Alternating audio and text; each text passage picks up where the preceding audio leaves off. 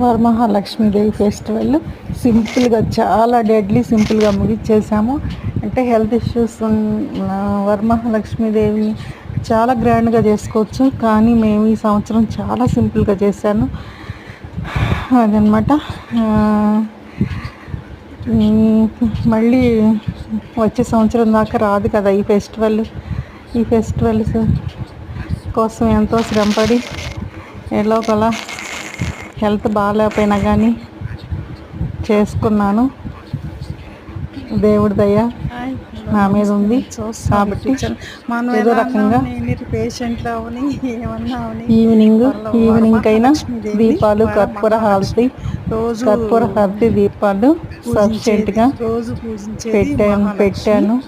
ఈరోజు శ్రావణ శుక్రవారం. Thanks for watching. మనం ఎలా ఉన్నాయి వరమహాలక్ష్మీదేవిని ఆహ్వానించాలి.